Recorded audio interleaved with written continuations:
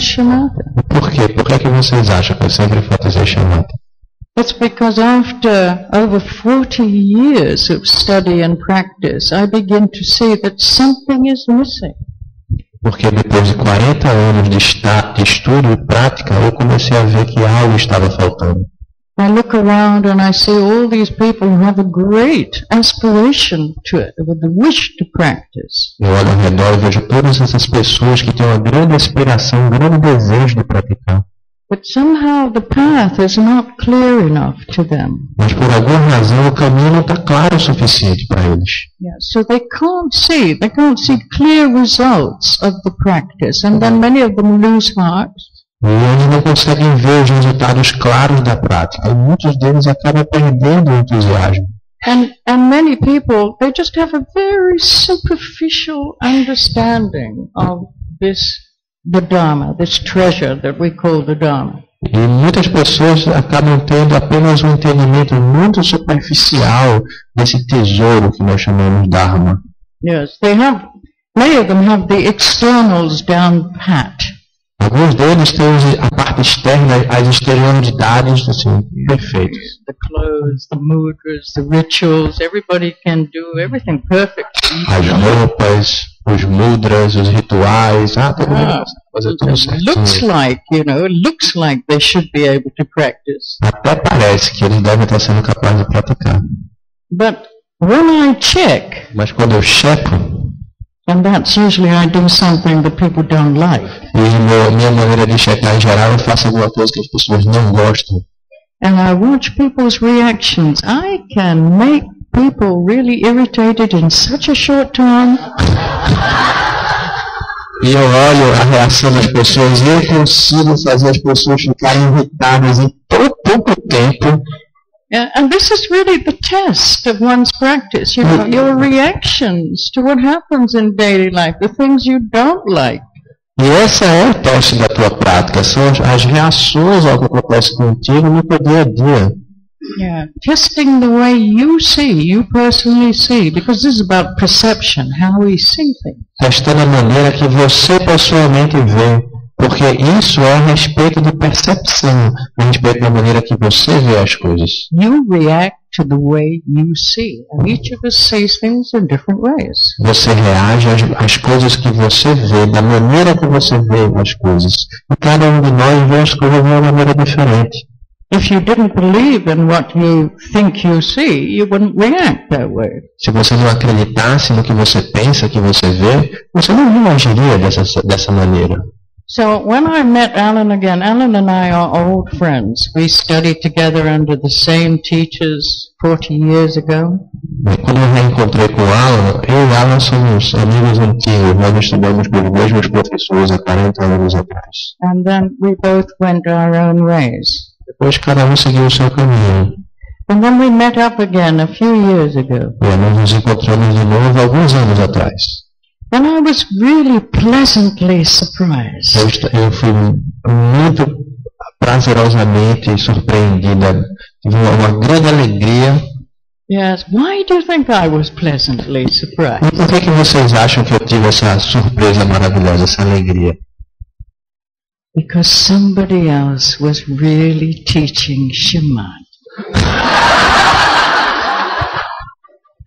Porque alguém mais estava realmente ensinando shamatha. And I thought, well, maybe I'm doing something right. E eu pensei, talvez eu esteja fazendo alguma coisa certa. And then he is so eloquent the way he speaks. I'm really kind of a really rough. Ele é muito eloquente da maneira que ele fala. Eu realmente sou muito braba. Yes, but he's so eloquent. Ele é tão eloquente. And then, it's easy to see how shamatha really is the foundation for our practice. Without shamatha, you really cannot penetrate. E aí é fácil de ver porque a shamatha é realmente a fundação da nossa prática. Sem shamatha, você não tem como realmente penetrar. And that's any kind of practice that you wish to do. E isso é qualquer prática que você deseja fazer. It just makes it so much easier. Apenas faz com que seja tão mais fácil. And it makes sense. E faz sentido. It has to make sense to you. If it doesn't make sense to you, it won't inspire you to continue to practice. Tem que fazer sentido para você. Se não fizer sentido para você, não vai te inspirar a continuar praticando. So here we've received last year's teachings, this year's teachings, and it really is a seamless introduction, or even more than an introduction to the Dzogchen view. No, you can't. No. Seamless means without seams. Without seams. Okay. No, here is a seam. Look, here's a seam. You join two pieces of material together. Now, as seamless as you can't see how they're joined together. They just completely come together. Nós tivemos os ensinamentos do ano passado, nós tivemos o ensinamento desse ano, e você consegue ver realmente como é uma passagem para o Dzogchen sem costura, no sentido que é como se os dois tecidos estão trançados de uma maneira que você não juntou eles e costurou, eles se tornam a mesma fábrica, a mesmo tecido, a mesma continuidade. A chamata, dá para ver como é a continuidade dessa chamata penetrando no Dzogchen. So, I think I've said enough. Eu acho que eu já falei o suficiente. Yes, I think, just practice all these teachings and instructions that we've been given here, and you'll see for yourself how it works. And that's the most important thing. Not just listening to the teachings, but actually seeing directly how they work. Realmente, o que eu penso é que vocês devem praticar o que foi dado aqui, os métodos, os conselhos, e ver por vocês mesmos como isso funciona. Não adianta só ouvir e aprender. Você tem que fazer, você tem que ver por você mesmo. Yeah, so I'd like to thank you all, and it's wonderful to be part of a Sangha like this, yes, to know that we're all practicing together. That's really wonderful. It's a great support. Quero agradecer a todos vocês. É maravilhoso ser parte de uma Sangha assim, e saber que todos nós estamos praticando juntos. Isso é um grande suporte. Muito obrigado. Obrigado. Agora a monja Tenzin poderia seguir?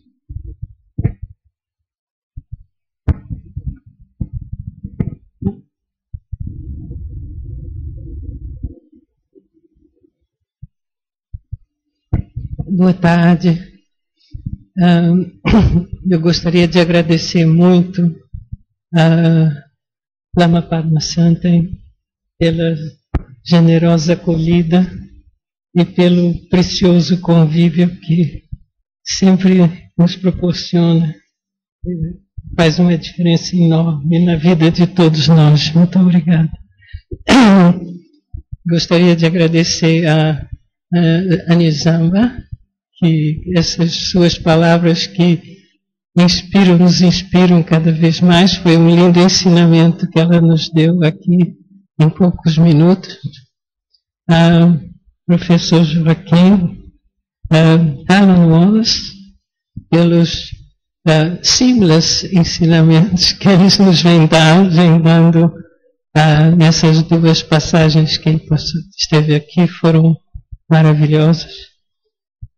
Ani Ishin e Lama Tashi. E eu não conheço o senhor lá da ponta.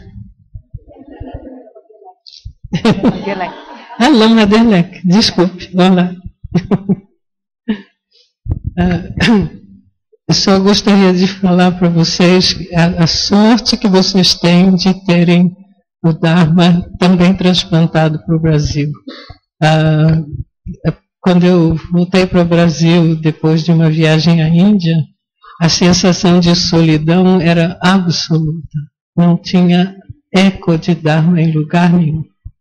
Então agora vocês têm o privilégio de ouvir por toda parte. Já as árvores são o som do Dharma. É uma sorte muito grande. Eu tenho certeza que na vida de vocês isso vai multiplicar infinitamente. Muito obrigada.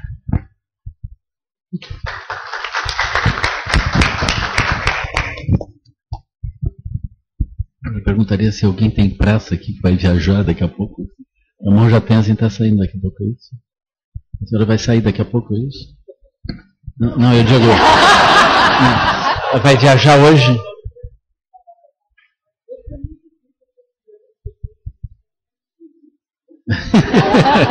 O motorista sumiu. Tatá? Tá ali. Aí tem que avisar o horário que ela vai sair, né? 10 minutos, tá? Não sei se tem mais alguém com pressa. Nós estamos todos tranquilos assim, né? Então, o monge Joaquim poderia seguir?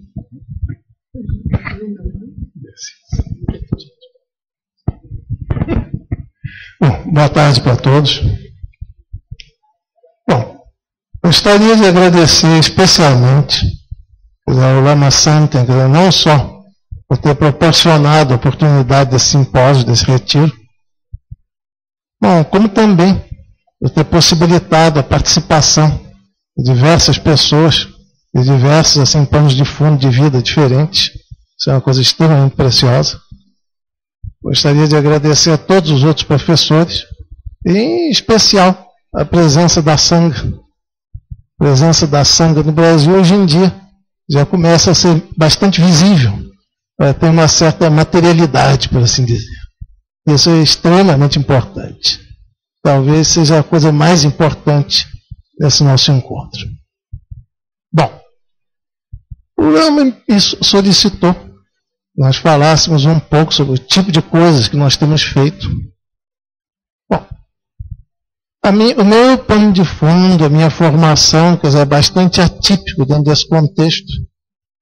Então, se me perguntarem o que eu tenho feito nesses tempos, a resposta é mais precisa, mais direta: eu tenho feito traduções. Tenho feito traduções, e essas traduções têm servido de base para uma série de cursos que eu tenho dado em diversos locais. Bom, uma referência disso é aquele curso que eu dei ainda, agora no começo de janeiro, entre os dias 13 e 10 agora de janeiro. Foi um curso, assim, basicamente sobre a Universidade de Nalanda, mas, por assim dizer, a ênfase do curso foi no Abhidharma Kosha de Vasubhandhu. Ou seja, não só que existe esse meu pano de fundo pessoal, em termos de formação, como que é curioso, praticamente todos os grandes monges e mestres que fizeram uma diferença decisiva na minha vida foram monges de caráter acadêmico. Sejam aqueles que eu encontrei diretamente, aqueles que me ensinaram, sejam aqueles que eu conheci através de leituras. Bom, poderia citar diversos deles, mas isso realmente não é o caso. Bom, então, eu gostaria de emitir alguma avaliação daquilo que me foi dado vivenciar durante esses 3 dias aqui. Bom,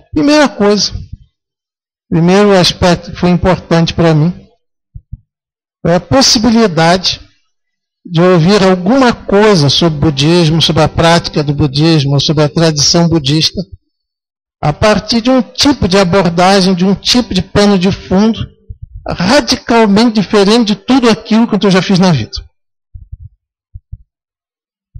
Bom, não que eu desconheça a prática da meditação, não que isso me seja uma coisa desconhecida, mas eu tenho que admitir, como vocês, eu passei muito mais tempo na minha vida traduzindo, lendo, dando aulas, dando seminários do que meditando.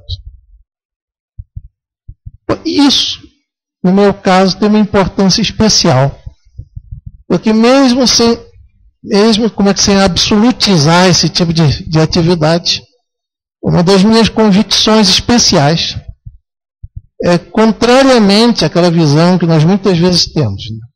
De que a prática, a meditação é a única coisa realmente importante, que o estudo, que as traduções, que o trabalho textual, que a discussão, que o debate sejam coisas mais ou menos irrelevantes ou secundárias.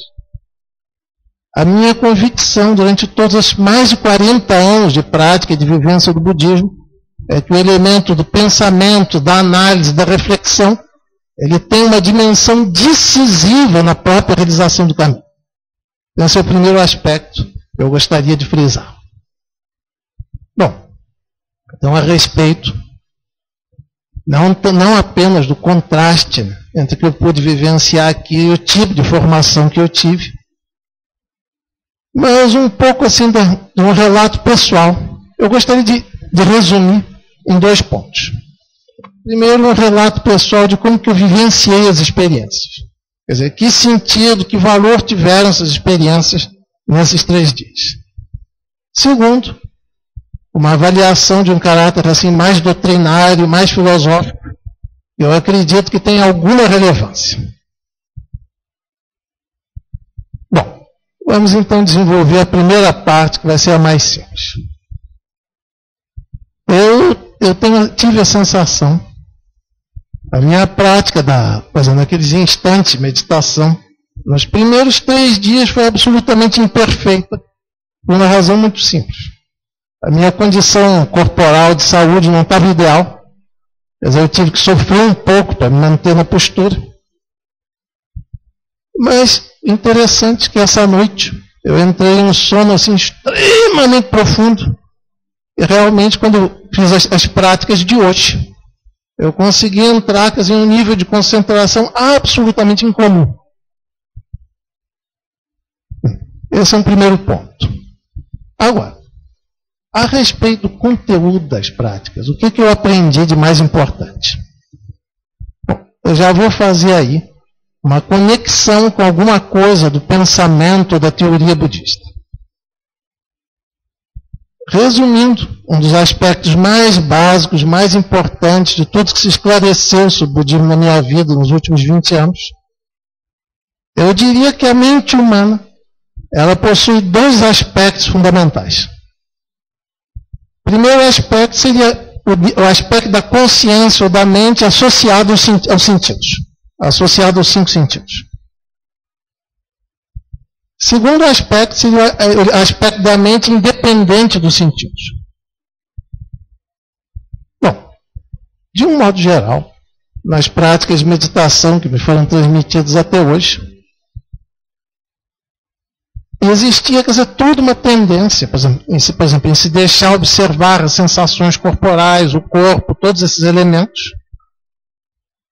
E a questão da concentração da mente em si mesma, ou seja, da percepção desse aspecto da mente, que é independente da percepção sensorial, geralmente ficava extremamente vaga.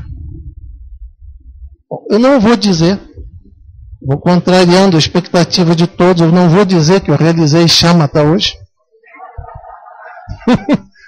Acho que no meu caso ainda vai demorar bastante tempo.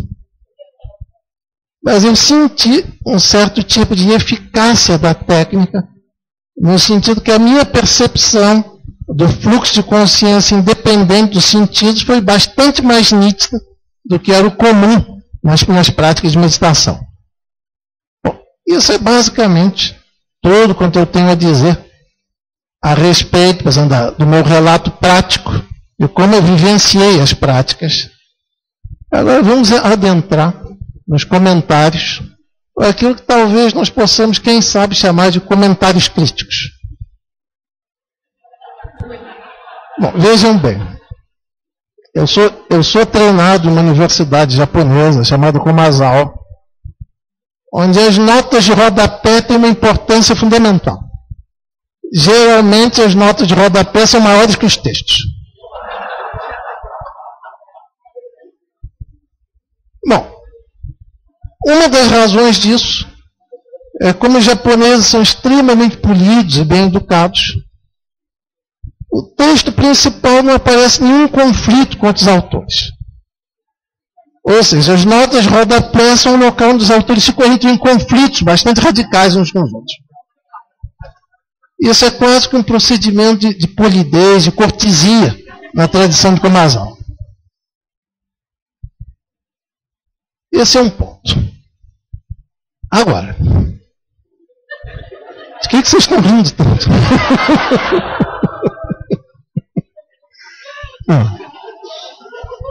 Esse é um ponto básico, fundamental, porque realmente, Komazal, na época que eu vivi, entre 1995 e 2003, era uma coisa um pouco parecida com um campo de batalha. Era uma condição de conflito absolutamente constante. E eu não posso negar que eu era extremamente feliz nesse universo.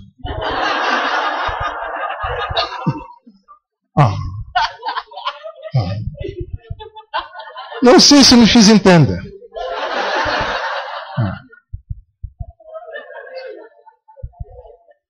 Bom, então adentrando os comentários que eu tinha a desenvolver,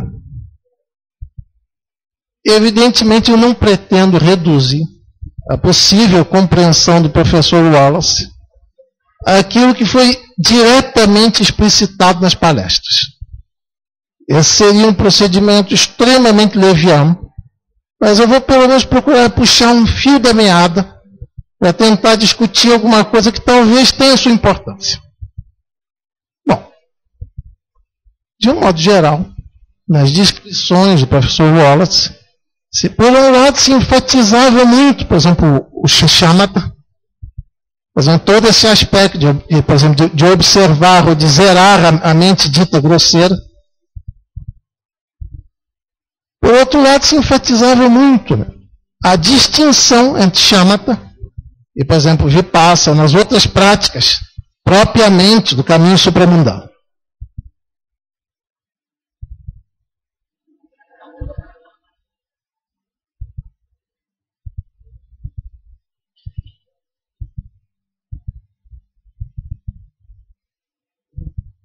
Agora, de uma certa maneira, a explicação, quer dizer, muitas vezes deixava demasiadamente em aberto qual seria a diferença.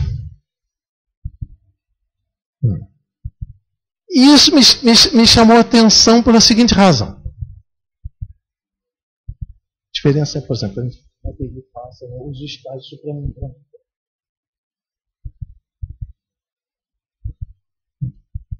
Não.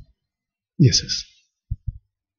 Isso me chamou a atenção por várias razões.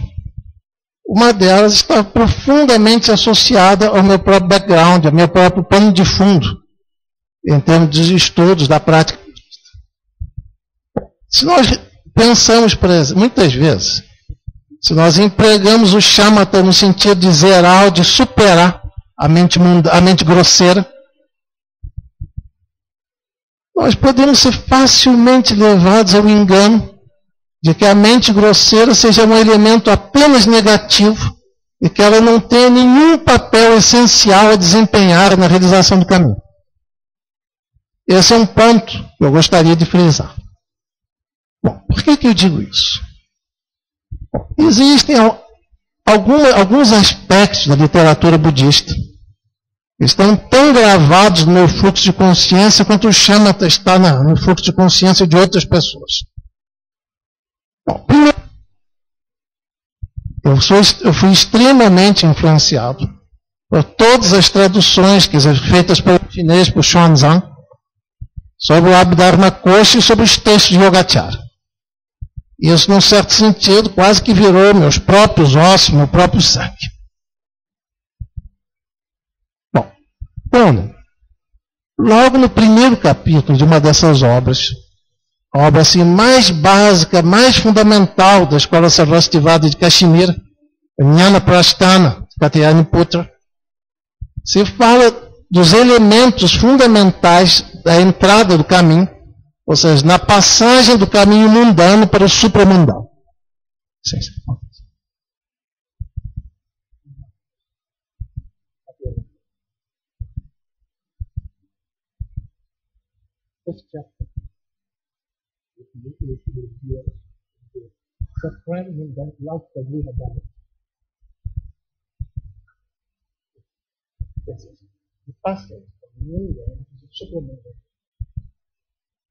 Bom, existe uma discussão exaustiva nesse primeiro capítulo sobre esse primeiro tópico, sobre esse tópico.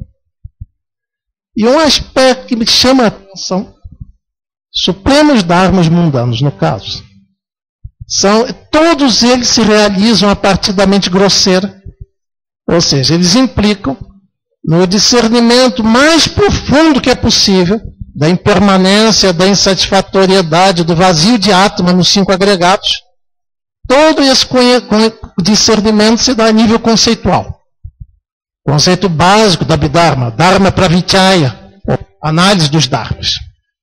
E o ponto mais importante, esses supremos Dharmas mundanos são a ponte necessária e indispensável que nos permite entrar no primeiro estágio supramundano, ou seja, o caminho da visão. Agora, o ponto mais importante, mais decisivo nesse contexto, o ponto mais importante nesse sentido é que a realização dos supremos dharmas mundanos e do caminho da visão se dão basicamente no mundo do desejo e não no mundo da forma, nem no mundo do informe. Ou seja, isso é decisivo, porque nós geralmente tendemos a pensar que a mente grosseira é mais superficial, que as mentes sutis são mais profundas, mas a própria possibilidade da passagem dos estados mundanos para os supramundanos, ela se dá basicamente no mundo do desejo e através do pensamento conceitual, através da análise conceitual. Bom, esse é um ponto. Por exemplo, no Jnana Prasthana existe uma definição da ignorância, a avidya. E que a avidya significa o desconhecimento dos 3 mundos. Ou seja, do mundo do desejo, do mundo da forma e do mundo do informe. Bom, esse conhecimento, a superação da ignorância do mundo do desejo, se dá de uma forma relativamente fácil, ela se dá através do pensamento conceitual. Agora, a importância de shamatha ou das diversas outras práticas, ela deriva do fato